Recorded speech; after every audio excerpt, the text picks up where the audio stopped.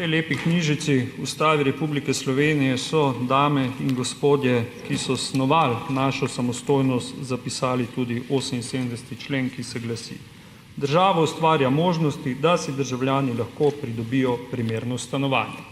Resorske politike, ki naj bi se s tem ukvarjale, se imenujejo stanovanjske politike. Zadnjih 30 let, odkrito povedano, ta družba in država ni imela resnih stanovanjskih politik. To ni osebno mnenje dr. Franca Trčka, to je stališče strokovno velike večine ljudi, ki se s to problematiko ukvarjamo. Lahko začnem z Jazbinškovim zakonom, ko je stroka opozarjala, da 1/3 lastnikov ne bo imela že takrat penez, kot jaz rečem, da bi vzdrževali stanovanjski fond, potem seveda, ko so se upokojili, so jih imeli še manj. Lahko nadaljujem z mojo generacijo, ko je ob tihem žegnu Banke Slovenije bila nategnjena z toksičnimi krediti v švicarjih. Lahko nadaljujem s Stanovanjskim skladom Republike Slovenije, ki gradi stanovanja in jih prodaja po čez 3000 evrov za kvadratni meter, kar pomeni, gospod predsednik vlade, če si midva kupa kvadratni meter, da nama za jogurt ne ostane, se vam mogoče pri Karlu Erjavcu sposodila.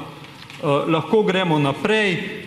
DUTB neprenosi, ki smo jih predlagali, pa smo še hoteli nekako resno sodelovati z vašo vlado, skratka, da dejansko država sama napihuje ceno flahe, po domače povedano, ukinitev neprofitnih stanovanj brez razmisleka, ki se jih napoveduje, enbibizacija zlasti Ljubljane in navsezadnje tudi zadnji predlogi, kar me žalosti, tudi Mladinskega sveta Slovenije, ki so itak podmladki večinoma stare politike, dajmo za 30 let zakreditirati mlade za nek predrag beton.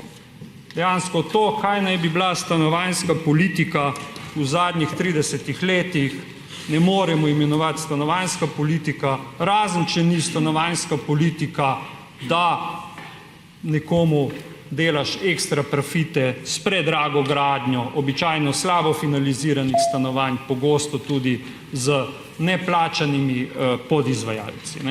V bistvu imamo lahko nalogo, ker 30 let nič ni bilo narejenega, se moramo nekam premakniti in se končno začeti ukvarjati s stanovanjsko politiko, ker se ne želim naslednjo spomlad spet gledati šotorov pred državnim zborom, ko nas mlade generacije dejansko opozarjajo, da mi stanovanjske politike nimamo, da ne izvajamo 78. člena Ustave.